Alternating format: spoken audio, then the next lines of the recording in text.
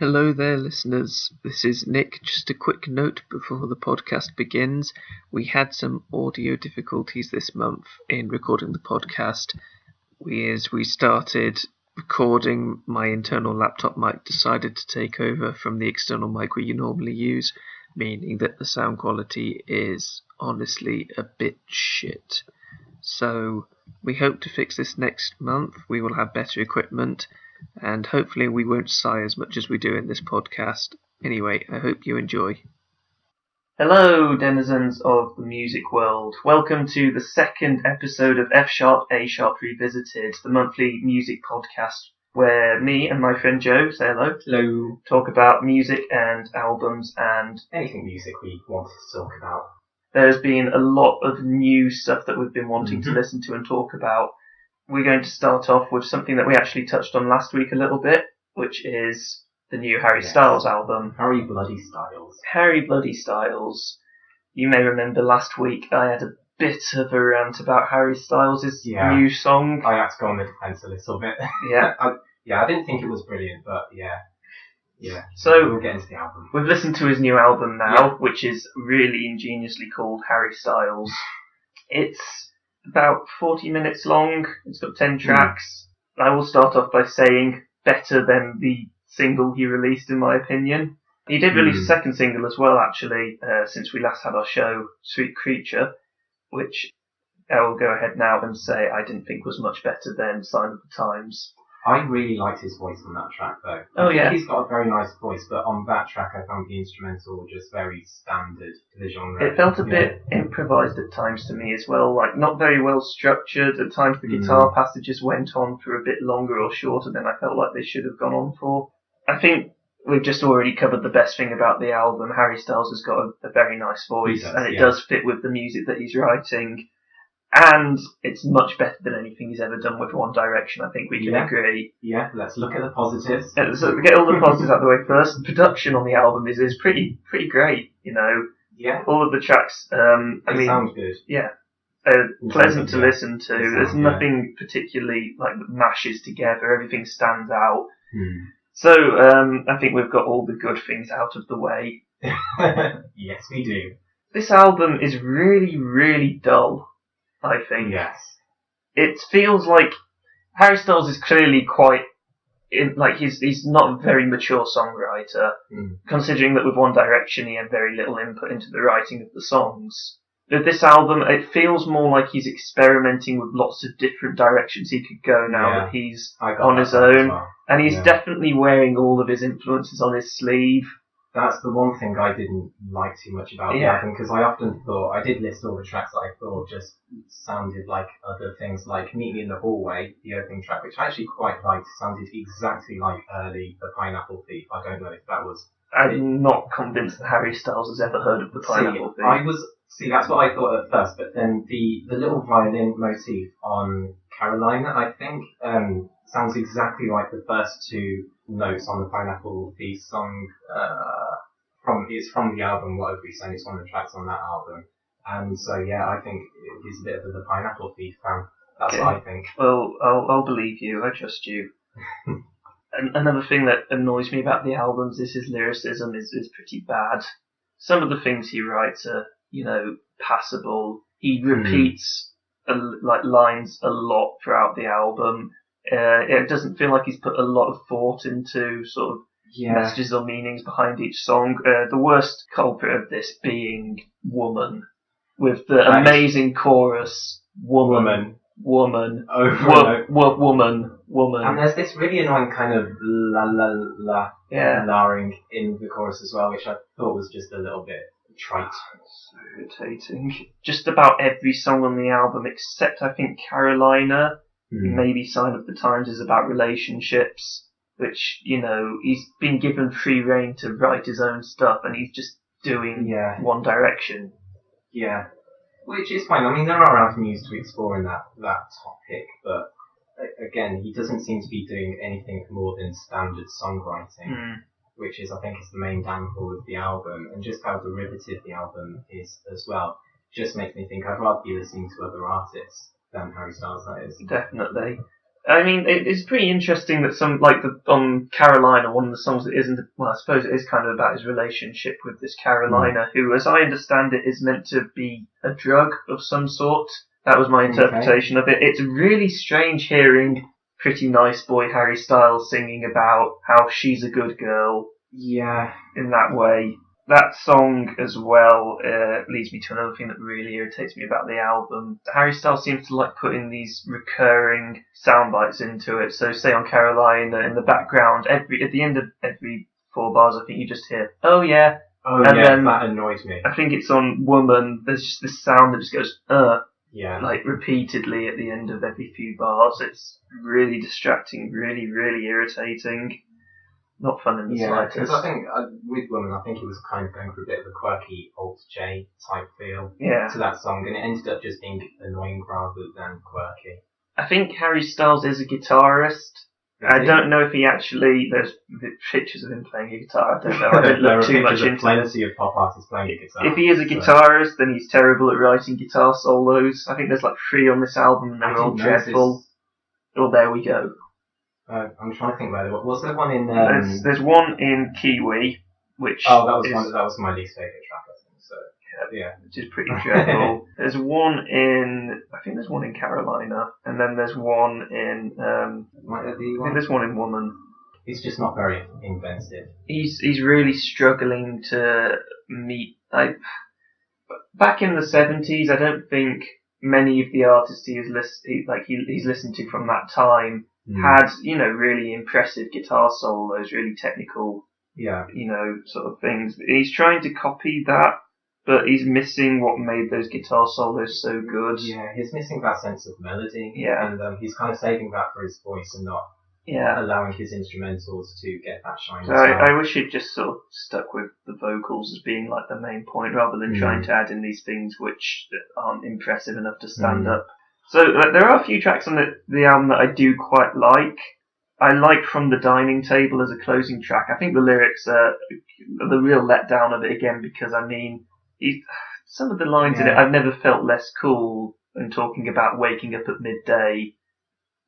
You have no. He's talking about the warmth from the sun, obviously. I don't feel any sympathy for you on that, but I think it's a really well-paced track, and I like the fact that you expect it to build up and have drums come in and be really climactic at the end, and then it builds up a bit with the strings and then just fades away, and then there's another verse and chorus and it ends. I think it's a really interesting choice, and while I think some of the lyrical passages on it do feel unfinished, like the final verse is just 2 lines, it's still pretty interesting. I think I quite like Only Angel, because that's one of the few songs where the lyrics aren't repetitive. And I like the opening. It set me up for something and then subverted my expectations. That's why I don't like that song. It was a lovely, gorgeous synth piano opening, and then all of a sudden, Sucker Punch. It's the most derivative, boring rock song on the album, and I was just like, no, not forgiving you for that, Harry. That's fair enough. And I do like Carolina. I think that's a fun song. It's a fun song, yeah. And the instrumentation is pretty good. I do feel, though, his drug metaphor in it, if it is a drug metaphor, is a bit too positive, considering his audience is preteens.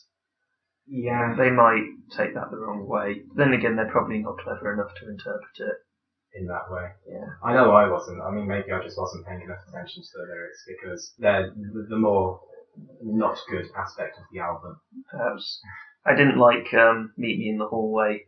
That's one of my least favourite tracks in it, because it just felt really long and boring. It also shares the vocal melody with Sign of the Times. I noticed that and the final lyrics. And I don't know whether that's intentional or not. It doesn't feel like those 2 songs should link together. I didn't get the connection, so I just thought it was just that little bit of an oversight. Yeah, possibly.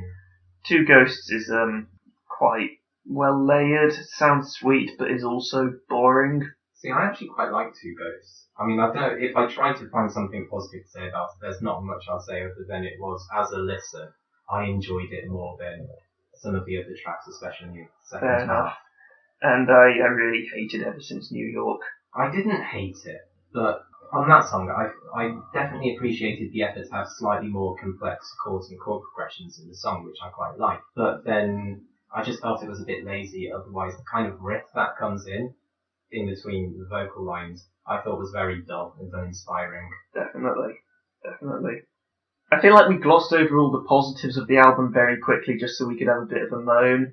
Don't get me wrong, there are some good things about this album. It's not it's not painful to listen to by any stretch of the imagination. No.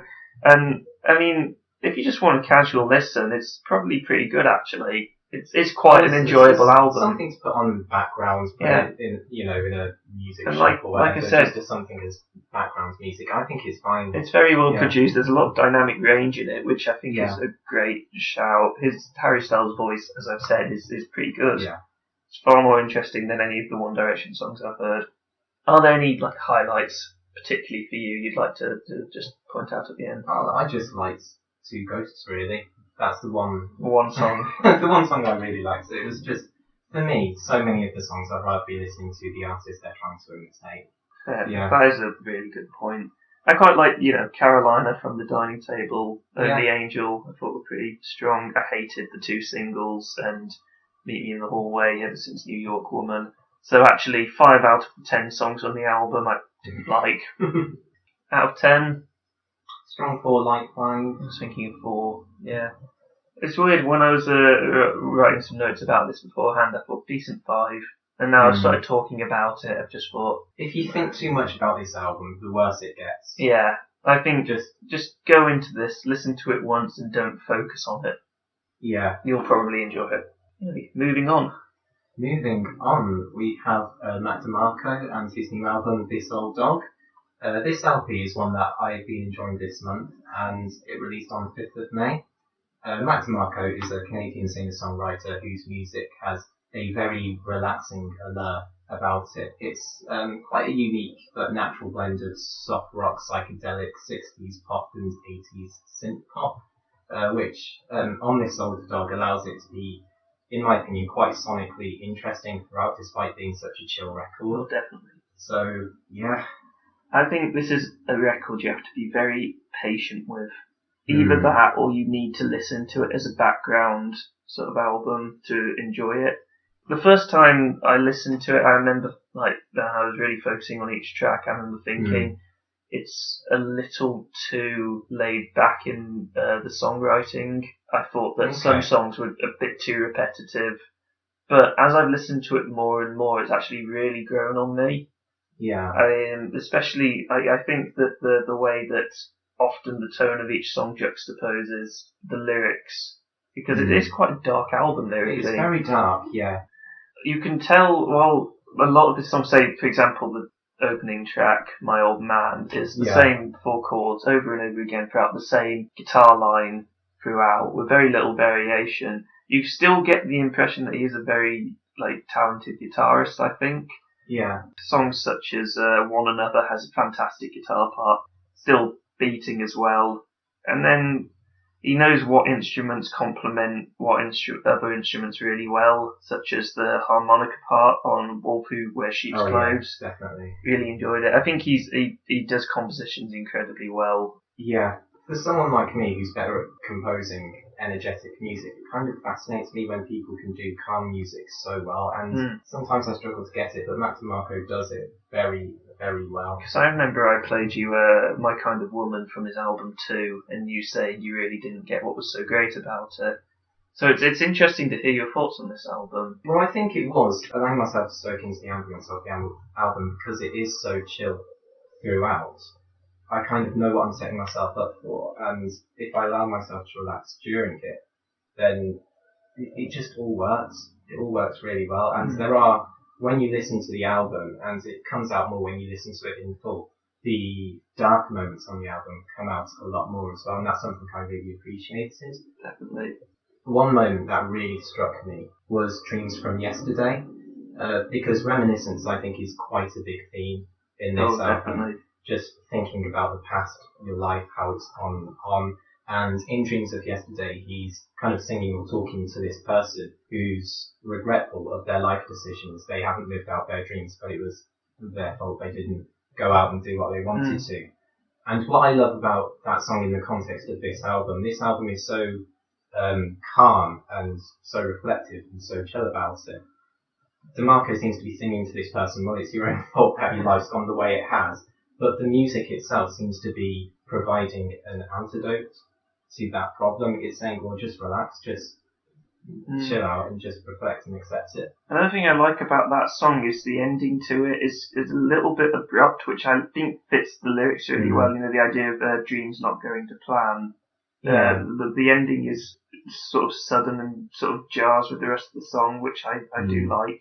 I think another thing I like is completely the opposite of Harry Styles. Mac's voice is he doesn't try and show off at all. And I mean, on earlier albums, you can hear his vocal range a bit more. I think it's a really good thing that he chose to sort of keep it on the down low. It gives you more opportunity to focus on the lyrics, which I do think are the strongest part of the album. Especially the final two songs, I think, are just absolutely I definitely brilliant. want to talk about the final two songs because although the kind of middle of the album doesn't, I think, touch on this, the first two tracks, they kind of touch on his relationship with his dad, with My Old Man and This Old Dog. He sees himself getting older, seeing more of his old man in him, as he says on My Old Man. And then that's kind of put to one side, but in the final two tracks, we learn that he didn't have the best relationship with his father. I mean, I can't say I know all of the details. The penultimate song just talks about how absent his dad was.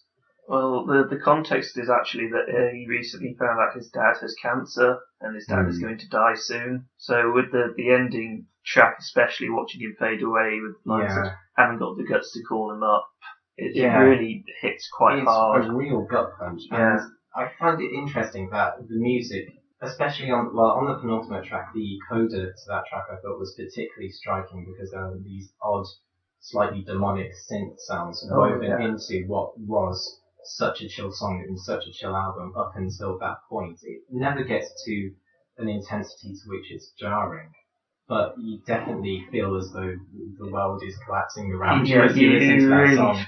Feel the sort of troubles he's feeling through that track. It's sort of chaotic, but very it's played down a lot, so you can really feel like it's something that he's trying to suppress. And I think it's fantastic. A very poetic moment. I do love the analogy of moonlight on the river. Oh yeah, definitely. I think that's a great track. As the idea of the sun is setting on his father's life, that he's already seeing the moonlight on the river reflecting as in he's getting on a bit. I mean, not to the same level as his father is, of course. I think Mac's in his 30s. I don't actually know, but any sort of death in the family is going to make you look at your own life and reflect on it. I even like that on the track "Sister." It's another one I wanted to point out because it is an interlude track, but it doesn't feel like it because it's only a minute long. But yet in that one track where I think it's just got the one verse and that's it, he manages to get in so much meaning and passion. Just such a touching tribute to his sister. It's really minimalistic and I love it. Yeah, this album is packed with great songwriting. I do want to pick out a few tracks that were particular favourites at mine. For the first time, I really liked that. Again, that's on the theme of reminiscence again, seeing someone you loved for the first time again. And it has a very, I don't want to say they're dissonant notes, they're not quite dissonant, but very odd notes as well, which kind of taints the memory of what the song is trying to project with a feel that's very bittersweet. And I think that encapsulates the album quite well, bittersweet. Yeah, very much so. Yeah, and then A Wolf in Sheep's Clothing. It's got the most wonderful use of harmonica in it. Lovely. I will say that again. I mean, and I like the guitar and bass trills as well. It's not the most complex guitar work ever, but it's pleasant. It's interesting because on that track, I mean, I feel Mac DeMarco often doesn't stick around in a song for longer than he has to. It's sort of a get in there, get out sort of situation. So the fact that the opening is so extended on that track, I think, is a real nice change of pace. The only other part of the album I can think of where he stays around a while is at the end, Moonlight on the River, with the cacophony of sounds that occur. Yeah. I think I'll say the one song on this album I was a little unsure about was On the Level. That was one of the weaker tracks. I think it's got a really interesting chord progression, and it's another one where the tone of the lyrics and the composition match. but I think you have to be really patient to appreciate it. And the synth part on it isn't particularly inspired. I do like there's multiple ways you can interpret the lyrics. Sort of, you can either see it as like him reflecting on his own fame, or you can see it as another case of him looking at his father's life in comparison to his own. Yeah. So even the weaker track on the album, I think, is still pretty damn good. I think possibly I would have liked the main theme of the album being his relationship with his father to be a bit more present. It does fade away in the middle few tracks. I don't mind that it fades away in the middle. I don't know because it's the kind of album that you put on lazy Sunday afternoon. I kind of like that you can allow yourself to just reminisce in other themes for a while, and then it ties it back together like a nice little sandwich. Oh yeah. So that's my worst track. I think there are a lot of highlights on this album. Definitely. My favourite being One More Love Song. I could listen to that forever. Yeah, definitely. I love the ascending piano in the chorus. It's absolutely gorgeous. And then there's Wolf Who Wears Sheep's Clothing. I've already mentioned. Yeah, I think the harmonica highlight. is beautiful. I think the guitar line in One Another is probably the best on the album. And then, of course, the last two tracks we've already discussed at length. They're fantastic. Great tracks. I love the choice to use just the synth in the final track. Just the synth in his voice is such a good closer to the album. Just helps bring out the emotion a little bit more. It makes it nice and uncluttered. So when I first listened to this album, I was thinking, 7, maybe like 7. It's now a strong 8 for me. Strong 8 for me as well. I really, really, really enjoyed this album. Yeah, plenty of highlights, I think. But I will. You do have to listen to it a good few times, I think, for let it grow on you. You need to allow yourself to absorb the album. Yeah. To really like it.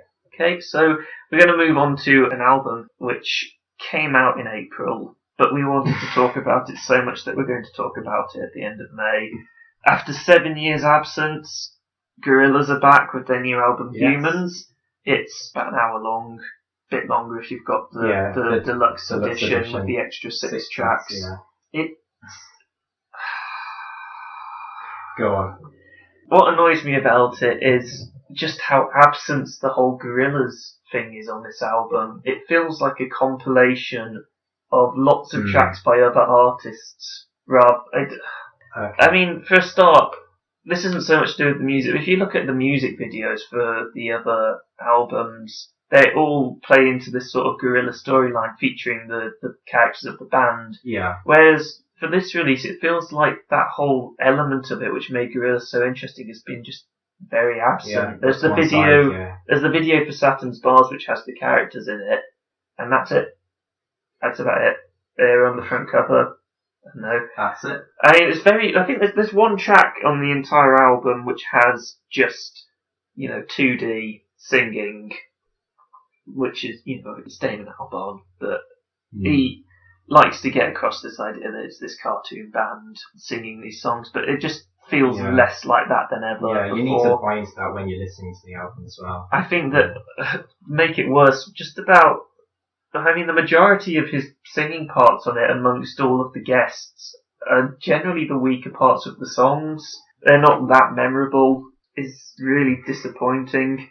I also think a lot of song going on over there. I wanted this album to be so good. I really enjoyed the singles when they released them, and now. See, I didn't listen to any of the singles. I just went into this track. I'm not a particular Gorillaz fan myself. I went into this album. I don't really have interesting points to make about it, and I think that's why I don't like it. And it just annoyed. This album nearly brought me to tears, actually. Really? Yeah, because every single time I sat myself down to listen to it, I think, bloody hell, this has gone on for quite a while. Oh god, it's so long. And then that's not even that much.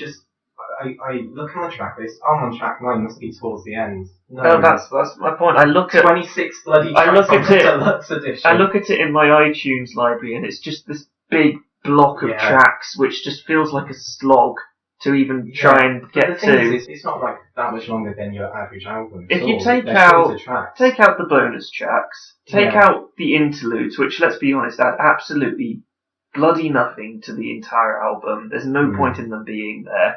And then you've got about 40 minutes, I believe, of tracks. I would have appreciated 40 minutes because I listened to the deluxe edition, and taking out the interludes, half the tracks I don't have anything to say about. Half the tracks I just put Saturn's Bands, boring moments, boring submission, boring Andromeda, boring Carnival, boring Let Me Out, boring Sex Murder Party, boring despite its title. That's one of the points I made. Sex Murder Party is such a terrible track with such an interesting title. Like, there's so much to go with that, but it's so boring. The Apprentice, boring. Out of Body, meh. Ticker Tape, boring. And that is half the track list if you take out the... It's interesting because a couple of those... one of those tracks is one of my favourites on the album. Okay, that's fair. I really like Andromeda. It reminds me of El Manana from Demon Days, which is my favourite in this track. And it has got a feature from Dram. I have no idea where he is on the track. I can't tell. But if you just ignore that, then just having Damon Albarn singing on it, I think it works really well. I won't be able to provide counter-argument because all of those songs I listed, I cannot remember at all. I think because it was so long as well, the tracks I did find boring, they just got deleted out of my memory. It did feel at times like I was trying too hard to remember some of the tracks on the album, because I've got to listen to all the tracks to get a decent opinion. But Carnival and She's My Collar, I can't remember what they sound like, and I've listened to the album a good 6 or 7 times. Yeah. It's so infuriating. I do think the second half of the album is worse than the first half as well. See, I thought that they were both bad. Both halves were bad. Because I think it started off decently with the first couple of tracks. But then, I think it was tracks 3 through to 8. Just had me pulling my hair out. See, there are a few songs on this album that I really like. I think Ascension is a really good track. It's one of my favourites of the year so far. I think Vince Staples has got such a great flow on that track. Yeah. It is the start of one of the points on the album that I hate, which is whenever they mention anything vaguely, any real life names like Obama or Trump, they beat them out with car horns, which feels really cowardly to me.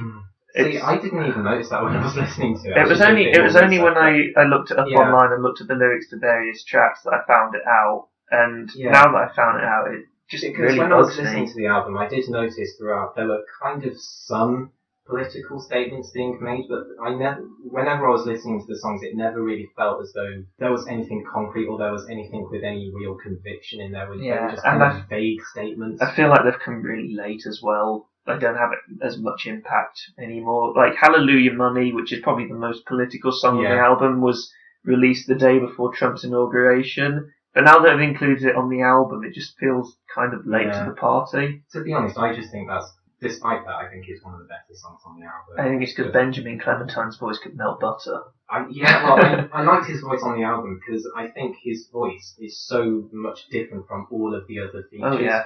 Good tracks on it are the ones with the more distinct voices, I think. Say, Let Me Out, I love Mavis Staples' sort of gospel vocals on that one. Yeah.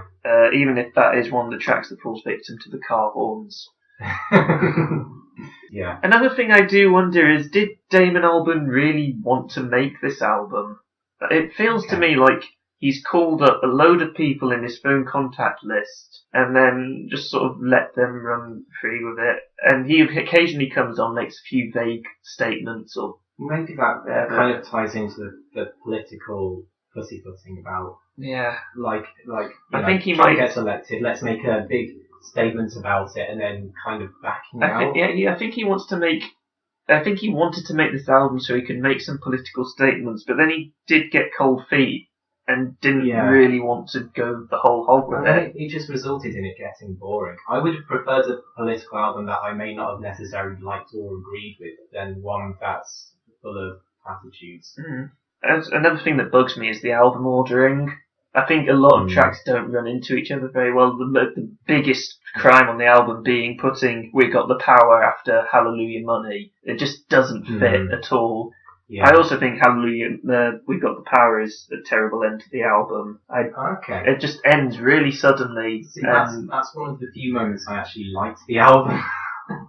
You're probably the only one. The general reception to that song has been very negative. Okay, I don't mind being the dissenting voice, so let's go ahead. I mean, I've already stated my problems with the album. I thought it was boring, it was non-committal with its messages, but with those messages, there's very much a bleak view of the world that's being painted in the album. I think there are a lot of topics which, don't project a great picture of the world, and then I actually found we got the power to be a nice counter-narrative to that, just with the overall feel of the song. I think its composition isn't particularly great, but that's why I enjoyed it in the context of the album. That's fair enough. I think I don't like Jenny Beth's vocals on it. I think they stick out like a sore thumb. They're really irritating to me. There's a live version of the song which I actually posted to our Facebook page, which sort of strips down a lot of the instrumentation and allows it to build, and then has the ending go on for longer, which I think the song really needed. Yeah. So I don't mind the song so much when it's that version, but on the album, I think the vocal layers just mash up really badly, and then it ends really suddenly, and it's not a very inspired vocal line either. I do like the bell. The bell's a nice touch. I don't remember the bells. I need to actually listen to it again. That's what I need to do. I will say there are a few tracks on here that I do like a lot. Ascension, Saturn Spars is alright. I don't think much of the verses, but I like the chorus. Submission is a weird one. I do like it as a track. I have really mixed feelings about Danny Brown's feature on it, because it's not the sort of track he should ever have a part on. I think his verse is decent, but just doesn't fit. And it's kind of annoying, because when I found out he was on the album, I got really excited for what crazy. It'd work better on Moments, I think. Yeah. Which is another track I hated. I thought that the just pounding bass throughout was so obnoxious. De La Soul's part on it is really disappointing. I think the chorus is okay, but occasionally it's just too much and it made me cringe. Charger, I hate Charger. I'm just going to go through a list of all the tracks I hate. Carnival, I can't remember. Let Me Out's pretty good. Sex Murder Party is dreadful. So long, so badly paced, so unmemorable. Yeah. She's My Collar, I don't even remember how that goes. The bonus tracks are all incredibly boring. I do appreciate that they included an interlude to sort of, tie them together. So it doesn't feel like they've just been pinned on at the end, but they're still really dull. If there was one track within those 6 tracks, I would say, Halfway to the Halfway House, I think was the only decent one out of those ones. I feel like we've been very negative to the Orders album. I think that there are quite a few good tracks on it, to be honest. I do think that this album is very unnecessary, though. Yeah. I feel like it's just been done so that Damon Albarn can make some vague political statements. And it's done badly. And it's not done very well. It feels rushed. And then he's got Ben Mendelsohn to do the voices on most of the interlude tracks, and then at the end of Moments he starts talking about the Cool Clown Clan for... I don't know what I don't even get why that's there. Should we not get into that? And Ben Mendelsohn, I think, is a fantastic actor. I love him, but it just feels so strange to have him on this album. It's a very strange album. I will just say, one track that I do quite like that we haven't mentioned is Busted in Blue. That's the one track on the album that doesn't have any features, which I think is probably a good thing. Yeah. I just thought it was a very nice, chill moment on the album. Very distant atmosphere that it's got. It also has... Yeah, it doesn't have Albarn meshing with all of the features, which I think is good. Do not think it should have been put straight after Andromeda, though. I feel like it's too much of a lull. Highlights, you don't really have any. Busted in Blue, and that's it. I like Ascension, Andromeda, Let Me Out. So Saturn Spars, I like Submission as well, even if I think that Danny Brown's part on it is just weird. And then worst track, Sex Murder Party is dreadful. Absolutely dreadful. We Got the Power, I don't like as much as you did, and Charger I think is really boring and repetitive. And I did like the riff on Charger, but it just wore itself thin. Light 5, me. I see, in my opinion, the worst thing music can be is boring. I would rather take garish over boring any day, so I am going to very generously give this a 3 out of 10. I just think that you could remove about 75% of the tracks on the album and then have a really good EP. Yeah. It's so stuffed. stuff full of, yeah. I mean, even if you just took out the pointless interludes, it would take 6 tracks out of the album. 6 tracks. I mean, they're not long anyway. But it would be less daunting to, look at. Yeah, that's true. It really actually did nearly bring me to tears the one time. I was like, I don't want to sit through this again. Let's stop talking about Gorillaz. Yeah, let's move on. Something a little bit more positive.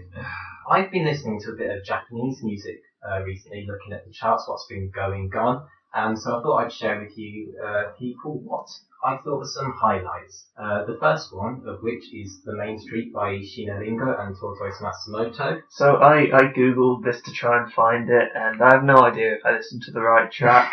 Could you describe it for me? Okay, well... How long is it?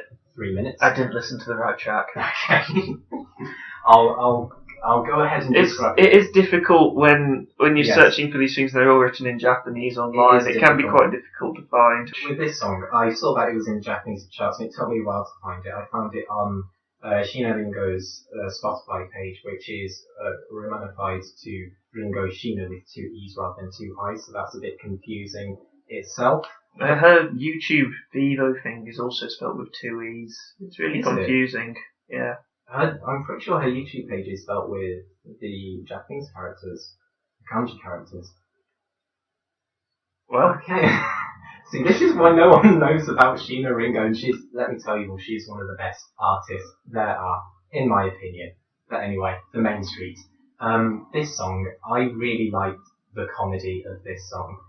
This song was initially written to be the theme song for the opening of a new retail complex in Japan. Bit of context for you there. And what made me laugh is that the intro to this song is so tense. It's these dramatic strings bouncing off the walls everywhere. And then after 2 lines of Japanese, Sheena Ringo sings in English.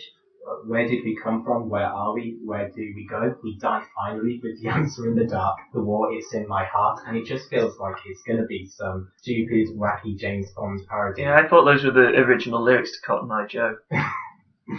Yes, they are.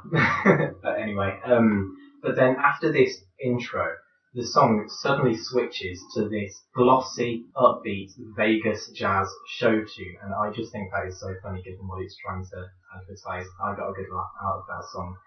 The main bulk of the song itself is pretty good, I think. I don't think it's Sheena's best song, but she has this knack of writing very complex melodies and chord progressions, but being able to fit them within the structure of a pop song, and that's something I really appreciate and something that really stands out about her music. See, now I'm thinking I might have actually heard the second half of this, because the version I found was 1.5 minutes long, and I'm pretty sure it had Sheena Ringo in the video, but I think it was the second half that you just described. Oh, right, okay, maybe it was like a promotional... Because I know Japan are weird, they do that. They have like a 1.5 minute version for... Like, they'll take half of the song. I don't know if that's for commercial use. But I've seen those popping up on YouTube, and I'm just thinking, give me the full song, damn it. But yeah, I thought that was a real nice track. It's pretty darn good for a commercial song. Nice bit of humour as well, gave me a laugh. So yeah, check that out if you can find that. I found it on the Spotify page, so you can go search there if you want to see it. I mean, it's all in Japanese anyway, so you probably won't know what song it is, but it'll be the latest one released. The next track I wanted to talk about was What You Got by Tofu Beats, and that dropped earlier this month. Tofu Beats are a hip-hop influenced electronic dance project. Their music isn't entirely to my taste, but I gave this one a shot, and rather than the track, it was the music video I more or less fell in love with, and I've seen it so many times. The music video is basically chopped up, repeating snippets of business people dancing, which sounds awful when you say it out loud, but the clips that they choose are they're such genuine physical adaptations of joy that I just find it so infectious and just a joy to watch. Do you have any thoughts on that, Nick? It is very funny. I think you described pretty much my exact thoughts on it. I do think that if you watch it with the music video, you will get a little bit distracted, because it's just... It's a joy to watch. I just think that's the great thing about that music video. It's just so fun to watch. It makes me think that, I'd like to learn how to dance like a happy person someday. One day it'll happen, who knows? As opposed to your depressed shuffling, which constitutes dancing. Yeah, I only dance to shoegaze. That's the rule. So yeah, the track itself, what you got, it's not really to my taste. It's alright, it's a little bit long. It does have a nice climax, so I'll give it that. Check out the music video if you want to smile. if smiling's your kind of thing, I don't know. The next track I wanted to talk about was If You're Here by Cornelius. I like this one a lot. I won't beat around the bush. This is my favourite track of the year so far. This is item number 2 that nearly brought me to tears, just from how beautiful it is. It starts off with this really slow kick, snare, and then it comes in syncopated before the beat, this gorgeous electric vibrato piano. And then there are just these other synth sounds that they just defy rhythm. They'll just come in with motifs whenever they like. And it works so well. It's like with Mac DeMarco, I struggle to put my finger on why it works so well. It just does. It's absolutely gorgeous. Absolutely, the guitar little interludes in the song as well. They're so there isn't a rough note in any of them, and they just are so gorgeous. Yeah, the thing is, he makes every note matter. There's a particular moment in the first guitar solo that I really like. There are 2 kind of higher pitched, palm muted notes, and then an emphasized snare drum, and just those 3 notes are so satisfying to listen to. I think when I first heard it, I just put that bit on repeat for a good 7 or 8 times, and then the song itself is very laid back, but again, after the second chorus, it feels like it is climaxing as well. Yeah, I just think it's such a brilliantly written, composed track. It's one of my favourites of this year. I do need to listen to it a few more times. It's the kind of song I just chill out to. I just put it on before I go to bed just so I can relax and just, lovely. I love it to bits. And one more for the road? Oh yes, one more. It's not a new song, but I thought it would be a good opportunity to follow on from the last podcast, in which Nick and I ragged on Little Mix's song No More Sad Songs, and we commented on the generally dire state of the quality of music that tends to come out of girl groups and boy bands in the West. So I thought I would let you all know what, without doubt, in my mind, is the single greatest girl group song of all time, and that is Moretsu Space Symphony in 7 Movements, G.E.N.E.R.I.C.I.S M by Momiro Cloverzy, released in 2012. Because of course you do. No, this song is perfect. This song is perfection. How do I even put it into words, Nick? I don't know. You've got guitar work, you've got solos from Megadeth guitarist Marty Friedman, which is one thing. You've got speed metal drumming, epic choirs, 4-to-the-floor beats, harpsichord breaks, bells in the outro. Little Mix are nothing compared to this. I want to make that abundantly clear. Yeah, but how much money did this band make? Momiro Cloverzy? Yeah. No idea, I don't care. That's the problem. Little Mix don't have to try, They can just write whatever crap they want and people will listen to it. But G.E.N.E.R.I.C.I.S has so much effort put into it. The structure, the way all the different parts come together. I just think it's an absolutely brilliant track. I feel like you're withholding your opinion, Nick. That might be because I couldn't find it.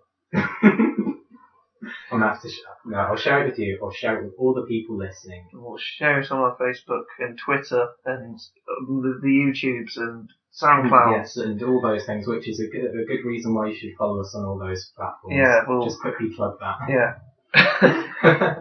So, yeah. Let's move on to some songs that aren't difficult to find when you're living in the UK. Yes, certainly. So the greatest band ever to exist, The National, had a new track out recently called The System Only Dreams in Total Darkness, which is easy to remember. The thing is, when I keep searching for that song, I always get like one word wrong when I'm searching for it. I've typed The District Sleeps Alone Tonight at least 3 times trying to search for it, which is one of my favourite songs by the Postal Service. It's quite. I mean, it's not that different to other songs by The National. It does feel like a progression from Trouble Will Find Me, their last album, rather than a reinvention. But at the same time, it does sound fairly different to anything I think we've particularly heard by National before. That's what's made me optimistic about the new album that will be coming out this year sometime. Yes, at least so. Yes, because I found their last album, Trouble Will Find Me, I found it a good album, but a little too wallowing and dreary to sit through, not really enough to justify it. But this song, the atmosphere is actually really upbeat. I love the sort of kind of almost funky bass and drum combination that contrasts with the overbearing piano, like providing the, not dreariness, but that very sort of contemplative sound that the National are known for. Yeah. I think it works really well together. And then there's the guitar yes, throughout the song. Which it reminded me of Afraid of Everyone from High Violet, the way it kind of punctuates the texture. But in this song, it's particularly striking because it's a very rustic sounding guitar. And we get a National guitar solo, which is, I know. How many years have we been waiting for this? It's just so striking. It's not what I expected at all. Very from different. The band. Very different from the band. It's solo though. It's like they're bringing back the sort of faster pace that came with some of their earlier work. Yeah, like Alligator. And then the very much the mood of Trouble Will Find Me, which is brilliant. I know I was a little unsure of it the first time I heard it, but I mean, I think that's the same with just about any track I listen to. I think it took me quite immediately. The only reservation I had about it was the lyrics, and don't get me wrong, they're not bad at all, but I'm used to getting a lot more out of them. I feel, other than the hook, which is the song title, there isn't really anything much interesting that, Matt is saying in there. I reckon it might make more sense when released with the rest of the album. The same way that the past few times Kendrick Lamar has released singles for the album, like for example, when released on its own, you listen to the lyrics and they make a lot more sense when you pair it with To Pimp a Butterfly, the album that it's off. Same goes for Humble with Damn, which we talked about last month. Yeah. I think the lyrics of that alter. Yeah, we can see how right you are about that when it comes out. But no, I did enjoy the track, and then the title of the track as well, The System Only Dreams in Total Darkness. It's quite a nice philosophical concept. Not one I perhaps agree with necessarily, but I think it does offer something to think about, which I do appreciate in National's music. I am looking forward to their album when it comes out in August. Definitely. Very excited. Definitely. So, another track I listened to in the past month, I've subscribed to this YouTube channel called The Lazy Lazy Me, which posts all sorts of very atmospheric sort of indie rock songs, bedroom rock, I think people are calling it nowadays, shoegaze, dream pop, all that sort of stuff. They released this one, they put this one track from a band called Hoops, who have a new album out in the past month, which I haven't had a chance to listen to, unfortunately. But this one track, The Way Love Is, I am completely enamored with. I love it to bits. I did like this track. It's very short and sweet. It's only 2 minutes long. But the thing that I love about this track is just how nuts the rhythm is on it. Oh yeah, I love a bit of math. Yeah, it's. I think the verses are done in 7/4 time. The chorus is done in standard 4/4. But amongst that, I think the lyrics are sung on, like most of the instruments are sort of played on the offbeats. Yeah. And it generates this very, very odd rhythm. I found myself trying to counter onto it because that's what I like to do with math, and struggled a little bit, but I got there. And it does change up in the chorus. It swaps from being played on the offbeat to playing on the onbeat, and then back to on the offbeat. And it's they're on off, they're everywhere. And yet somehow I find it really easy to just jive along with. You just need to allow yourself to be lucid with the rhythms. If you just let yourself get lost in it, it's truly a wonderful track. It's a very lovely track. I love how much melody there is on it. Oh yeah, which you don't always find in very complex rhythmic music. It's simultaneously quite a simple song, but also very complex for the genre that it's a part of, and it's just so lush to listen to. Oh yeah. I love that the bass has really got its own groove going on. It really carries certain parts of the track as well. It's great track. I did try to find the lyrics on it online, but See, the lyrics. I couldn't lyrics. understand what he was saying. I actually looked in the comments on that very YouTube video, and someone has written out the lyrics as far as they could hear them. And the lyrics are actually pretty sweet. They're about moving on and not letting yourself get caught up in, previous relationships, because that's the way that love is. Fair enough. Love is fleeting. I think I've said all I need to say about this song. It's a lovely. It's one of my favourite songs of the year. So we've talked about 2 fantastic tracks that have come out in the past month. Joe, would you like to tell them what the next track is? To be honest, I don't want to. Muse have released a new single. I thought it was a standalone single, but I think it's come out that... It's going to be on the album. A new album. I think Muse is going to release in 2018. 2018. I think. Yeah, just process that for a moment. This song is going to be on an album that's coming out next year. Can I just say... So it's going to be included in the album in 2018. And the message of the song is very much, hold on to hope, find ways to get past all the crap that's happening. I mean, I'm pretty sure we're all going to be dead by next year, so it won't matter. But even if these lyrics, if they do make it to this album next year, it's all of the allusions to people like Trump in it, A Clown Takes the Throne, are going to be so ridiculously stale. I mean, yeah, because there's one. I think that the thing is, the lyrics are so bland and platitudinous that perhaps it's going to be quite universal. I don't know. One can hope. It's such a boring song. Yeah. The verses are boring, the chorus is boring, the guitar solo is boring, Matt Bellamy's vocals are so uninspired. Yeah, it's...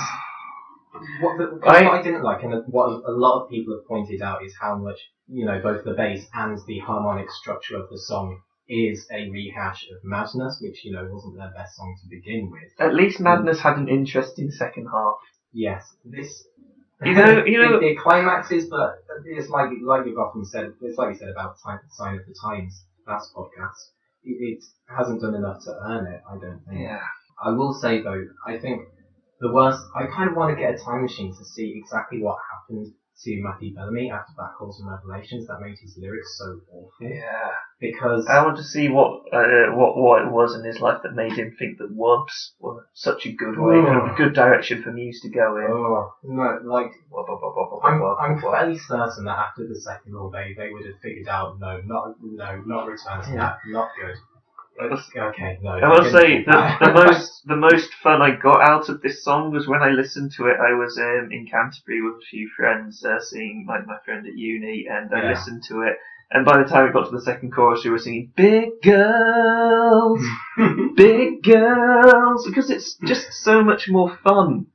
Matt Bellamy has got to this point where he's trying to, really tap into all of the socio-political goings on to make these really relevant lyrics, and it's not fun to listen to. I would love it if Muse wrote a song about big girls. They would be better at that. Yeah. They would be better at that than this. I mean, in terms of political stuff, I would argue that songs like Plugging Baby and Citizen Erased, while not being directly about politics, do that better than any of their stuff that they've done recently that touch on politics. There's that. I think the lyrics are definitely the worst thing. I do want to... My favourite lyric of the song, "We have entered the fray and we will not obey." Oh my god, that's so edgy I could cut myself. The song is absolutely full of these forced rhymes. It sounds so bad. I kind of want to sit down with Matthew Bellamy and say, no, that's not how you write lyrics. No. Honestly, I think Muse need to stop. Yeah, they need to stop. Go on a very long hiatus. Yeah, because look at what made Origin of Symmetry so good. Yeah. Listen to Citizen Erased on repeat for about 5 hours. Yes, I've done that. And just take a long, hard look at themselves.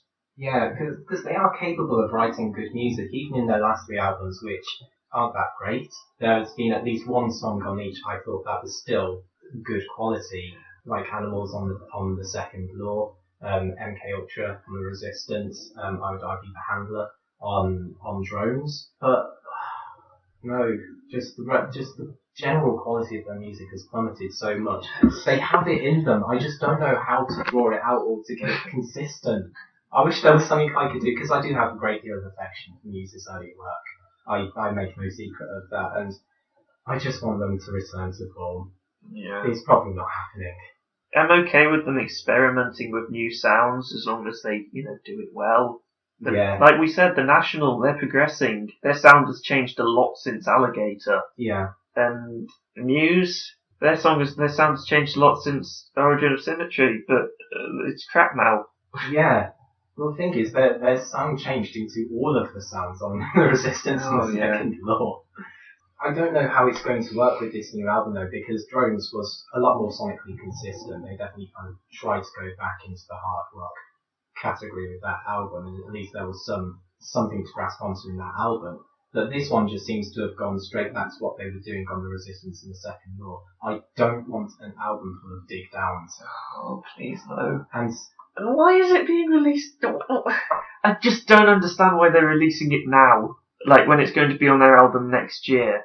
I can understand if they'd released it now as a standalone single, they'd still be late to the party, but, at least it would make some sense. But they're just going to include it on the album next year, which just feels incredibly lazy, like the entire song.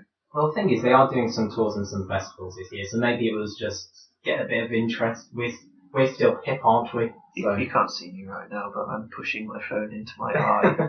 I don't want to talk about this song anymore. Okay. I will say one positive thing about this song. It's in 12/8. That is all. I didn't even notice because it's so dull. That is all. I think we should move on before we. So on to something that was a nice surprise this month. Oh yeah, definitely. Paramore. Paramore. With their new album After Laughter, or After Laughter if you're from the south. I say After Laughter. Despite being a Brummy. It can be said either way. I like Paramore. I like the singles they've released. I've had some good times playing along to their songs on games like Rock Band with my housemates at uni, but I've never really bothered to listen to their albums that much because they didn't grab me too much. I would say the same. I listened to their 2013 release, I think, and didn't think much of it. I thought they've come down. Not many people think much of that album, so... Okay, so I'm not... Okay. Paramore have been releasing albums since 2005, which is nuts. I think they've been together since 2004, which is even more nuts. And since then, they've gone through a series of changes in lineup. I think Hayley Williams is actually the only consistent member of the band. And I've always actually seen Paramore as more of a Hayley Williams sort of solo project than a band, I think, because she's the only... like I said, they've changed members a lot, but she seemed to be the only one that's ever stood out as being... Well, I think it's just having that bright orange hair. And just like that really sort of bubbly personality, and people talk to her. And I mean, I suppose that is one of the reasons why a lot of the band members have left in their time. It's finger effect, isn't it? So it is nice to see on this new album her addressing those things in the lyrics. But yeah, I listened to Hard Times when it came out because I was recommended by a friend saying, "Hey, the intro sounds like Crash Bandicoot." But I actually really enjoyed the lead. I didn't notice that. Now you've said that, I'm thinking Crash. Yeah. Brilliant. They've really transitioned now from their sort of pop punk days to just pop. I think. The single Hard Times, I loved it. Yeah. I was recommended that by a friend as well. I thought it was just a great track. It's really great grooves, really summery. A lot of people don't like the chorus on it, as far as I'm aware. I think it's really catchy and fun. Right. I'm fine with that. I can just put it on. Another thing, again, it's more a thing with the music video that I really enjoyed, is that this song and the album itself has a very light, summery feel. But then in the music video, they're gradually introduced kind of visuals of rain and snow and kind of other things, and I find that so interesting. A lot of the times on this album, it is the case that you've got this really upbeat backing but darker lyrics. Well, I think that the best way to listen to this entire album is see it as Hayley Williams slowly letting down her defences and slowly exposing more of her inner demons as it goes on. Because at the beginning of Hard Times, which is probably the poppiest song on the album, it's very much the persona of her at the forefront, whereas on the very final track of the album, which is Tell Me How, it's just completely gone. It's the complete opposite. She's still there, but it's a lot more dark and introspective, I think. Yeah. I will say, though, with that I think the transition from poppy to sort of a little more dreary is a bit too quick. I think so. On songs like Fake Happy and 26, which I think were good tracks, and Fake Happy, when it gets into its groove, is the more acoustic elements did feel a little bit jarring as well as listening through the album. Yeah. But I just want to point out now, I think the best thing about the album is that Hayley Williams' vocal melodies are always lovely to listen to on any track. They make every track at least interesting to listen to, even if the backing is a little, conventional or dull at times. And she's got such a striking voice as well. She knows how to make use of it. Yeah, it's great. After all these years, she's still doing it. It's always been the best thing about Paramore, I think. With the fact that sometimes the backing is a little, conventional, I don't think it's helped by the fact that it's a very conventional mix as well. There's no dynamic range in any of the tracks particularly, I don't think. It's just sort of there, which is a bit of a pity, because I think if they'd really utilised that, some of the tracks would have really stood out a bit more. Yeah. But I think this is a really good direction for them to go in. I'm glad that they're really embracing this new sound. Yeah. Real nice sound as well. I think some of the stronger tracks are where they're embracing. Yeah, I think the first two tracks are like a couple of the strongest tracks on the album. I love Rose Coloured Boy so much. I love the yelled vocals at the beginning. I can't even remember what they are now, but they're just catchy and cute, and I love them. The composition on that one is really tight. I love the added percussion, all the cowbells and stuff. It's great. It feels almost aquatic. Yeah. Aquatic pop, this is. Well, I felt that way, especially about the song Pool. Oh yeah, definitely. Like the melody of that gives off really sort of underwater bubbly vibes, I think, which fitting with the lyrics is. Yeah, and it has this kind of tingly, synthy bit as well in the background as well, which really works well. I mean, the lyrics to that track. Those are my favourite lyrics on the entire album. They're good. They're good because at first I kind of thought the imagery of being underwater is nothing new, but the way it's used in this song, I think is, justifies it. It's a bit different. I do think there are a few weaker tracks for it, as I've said. Sometimes the album lulls a bit. Songs like Told You So after Rose Coloured Boy and Hard Times, it feels like they're still trying to be a bit upbeat towards the beginning of the album, but it's nowhere near as interesting as the first two tracks. I also think that the weird distortion of her voice at the end of each line in the verse is really weird, and I don't think it works very well. It's kind of annoying. Also, the bridge is longer than the verses. Which is I can't say I noticed that, but yeah, it's a bit odd. And then it goes into Forgiveness, which reminds me of Everybody Wants to Rule the World by Tears for Fears, which I think is a fantastic song. So I'm willing to forgive that for any shortcomings it has. I did plan that joke, by the way. I hope you all enjoyed it. Yes, I'm sure everyone did, Nick. I know I did. I think songs like 26, when Hayley first lets down her defences properly, I think is great. It's actually meant to be a sort of counter song to one of their previous singles, Brick by Boring Brick, in which Hayley criticised people who follow their dreams with no footing in reality. On this one, she's sort of countering that idea and going, well, you kept your foot too much in reality. Now your dreams have just gone away from you. Yeah, and the song itself, I think, is really nice and tender as well. So much so. Yeah. But I don't think it works as well without the context, personally, reading just the lyrics. Well, yeah, I suppose that'd be something more for the fans to dig their teeth into. And then Pool is a fantastic second choice for a second single. I really love that song. I think it's got such a great chorus as well. Though, once again, I think the bridge is the weakest part of the song, which seems to be a theme on the album for me. A couple of tracks later on, Grudges and Caught in the Middle. I thought those were filler. Yeah, those are filler tracks. Idol Worship, I think, has got some very good lyrics to it. I think it's something that I've noticed with the band.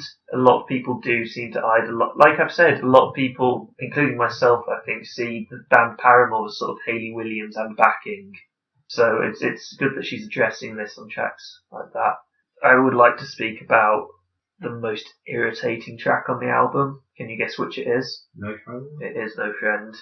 Yeah, because at first I liked it because it was experimental for the band, but then it just got a bit annoying that I can't hear at all what That's saying. exactly my reasoning. They've got what's his name? Aaron Weiss, I believe his name is, from the band Meet Without You, who are fantastic, by the way. I highly recommend you check them out. Check out their song "Oh Porcupine."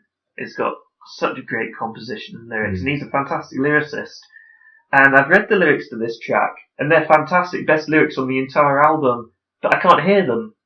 They're mixed so incredibly quietly in the track that you just can't make them out, and it's so disappointing. You're forced to actually, go on the internet, find the lyrics to actually. And even then, I looked at the lyrics on Genius, and there are parts where there's just no lyrics. There's just ellipses because no one can work out what they're saying. And the lyrics that I got out, I actually managed to read. It's just full of references to their previous work and looking back, and it's really retrospective, and it's really interesting. And I think the backing, if the lyrics had been loud enough, would also be some of the most interesting on the album. I love the various drum fills that go on throughout, and the repetitive guitar riff that just goes on. I think once all the lyrics have been worked out, I think I would be quite interested to see how it plays along the song, but until then, it's just a bit of... I will say, when you're reading along the lyrics with it, you can hear it better because you know what's being said. It's just annoying that you do have to have that companion material. And I do love the final track as well. I think it's a great ending to the album. Tell me how. It's a very different sound to the rest of the album. Yeah, it does feel sonically inconsistent, but as an ending, and especially after No Friends, which was, another departure sonically to the album, I think it does round off the album. Yeah. Well after that. And I think each added layer as it goes on through feels really well timed and placed. Every bit, it never feels like too much like, we've talked about Dig Down and Sign of the Times. As those songs build up, it just didn't feel like they really earned it. Whereas this, I think it's done very well. It's done because, especially with the lyrics, Tell Me How to Feel About You Now, feel all the more pertinent because so much of the album is reflective of Haley and other band members having left and different disputes that they've had. It does feel earned, very much so, with those lyrics. One thing I like about the track is this little melody at the end that goes do, do, do, do, do, do, do, do, and each time I listen to it I think, is that Big Ben?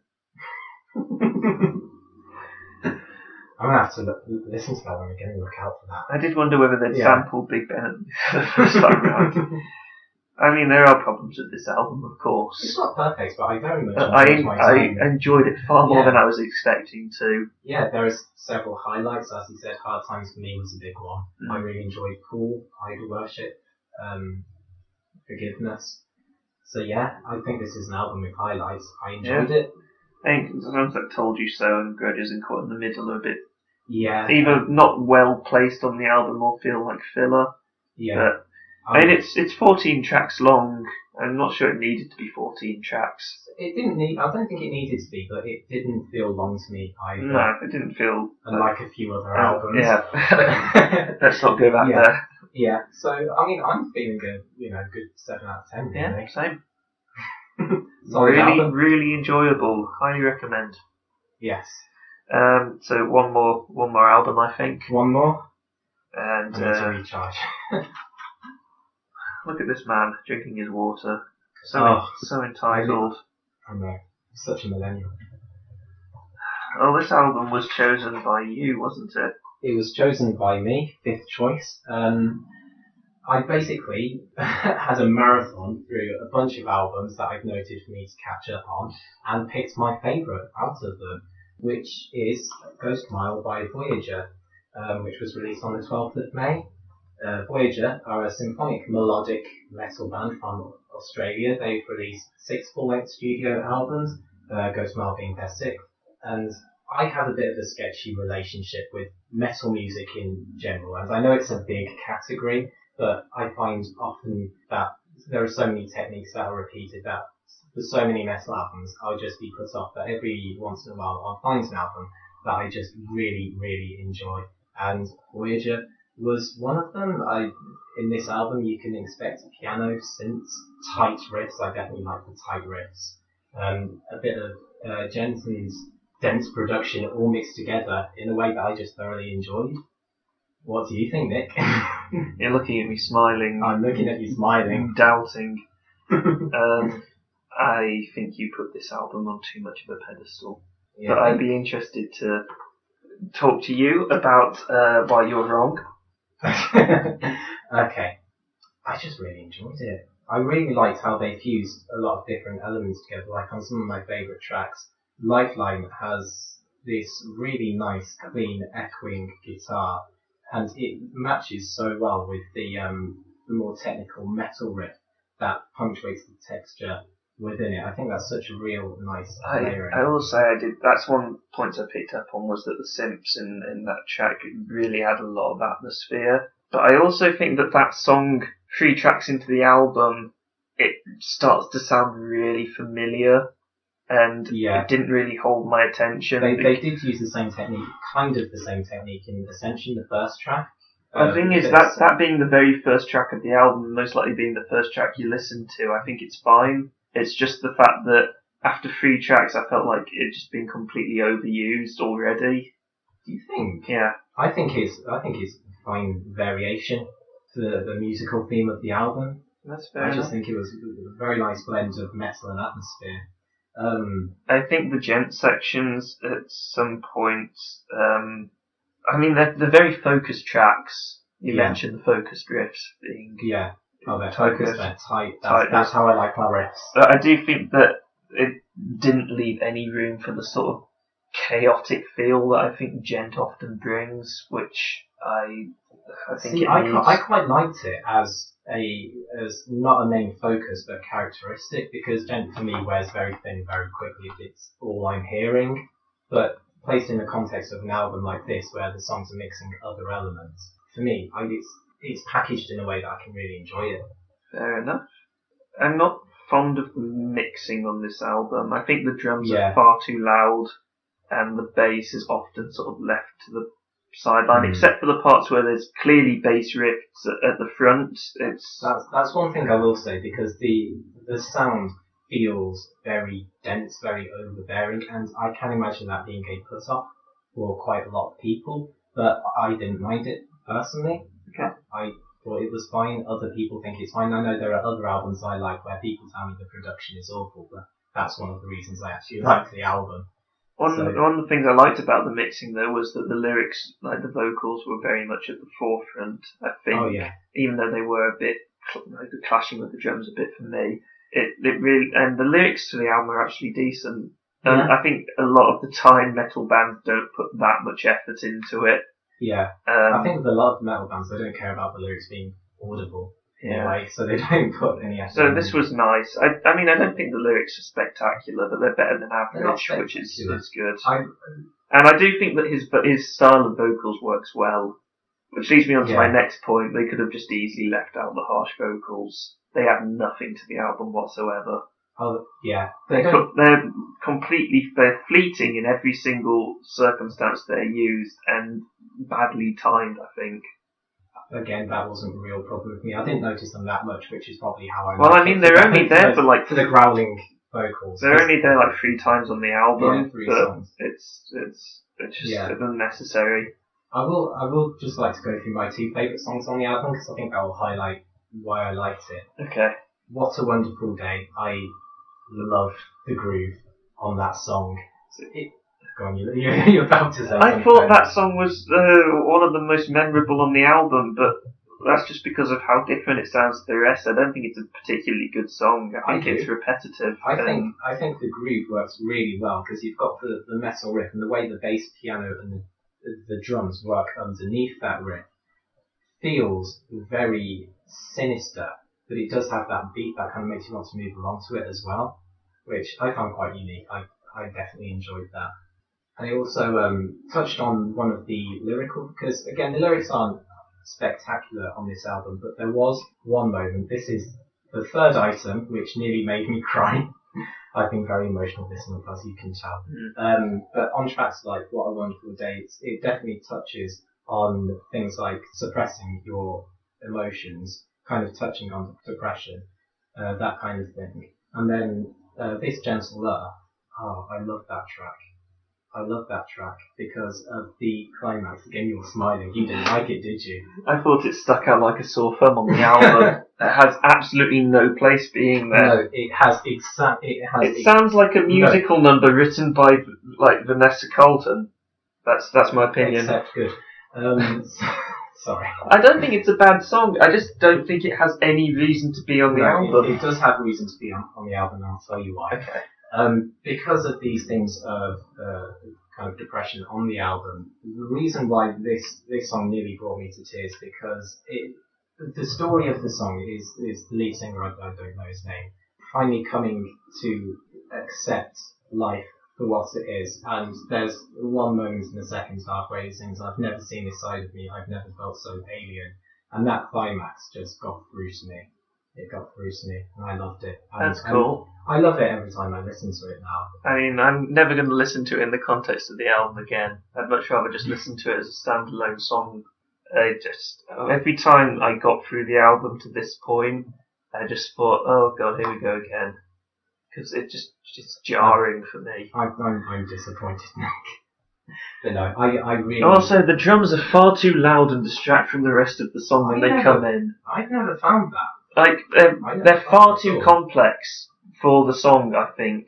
When there are these passages where it's very much focused on the piano and his vocals, and then the drums come in and they're just playing all over the place. Well, the piano it's notes really distracting. No, I don't think so, because the piano notes are also very, very quick as well as they go along. The drums seem to match that. What, 50 cuts? Come on, Nick. And I think the backing vocals in the final chorus are very messy. Okay. Okay, yeah. But anyway, I enjoyed this album. I don't think it is a perfect album. As I said, the production, I think some people won't like it, even though I found it fine. There are some... I feel like I've been really negative. I'd like to point out some bits I liked on the album. Okay, go ahead. I really like the song Ghost Mile. I love the bass riff in that. I love the blast beat drums at the end, and the chorus is absolutely fantastic. Oh, yeah. I think the opening track, Ascension, is a brilliant opening to the album. Really sets up the tone, even if I don't think it stays that consistent throughout. I love how structured the song is. Even with the gent passages, just for that one moment, I think it works really well. Even if I do wish they'd let loose a bit more. Yeah, as the album went on. Oh, that's it. That's it. Okay. No, actually, Misery is Only Company, I think, is a great song as well. It's when I first sort of noticed that the vocals were very much at the forefront. I really like the vocals in the chorus to that. I'm not going to try singing again. They kind of ascend gradually and get to a real nice high pitch, which to me is just really satisfying. Nice and satisfying. I will just point out one track, Disconnected, which I thought was a bit weaker than the others. Yeah, I wasn't fond of Disconnected either. Yeah. And, I mean, this Gentle Earth, I feel like I've talked a lot of crap about. I'll happily listen to it again. It's not a bad song. It's just, so weird listening to it with the rest of the album for me. No, I think it works with the album. To the Riverside, which is sort of a track, it's just right in the middle of the album. It leads on to Ghost Mile.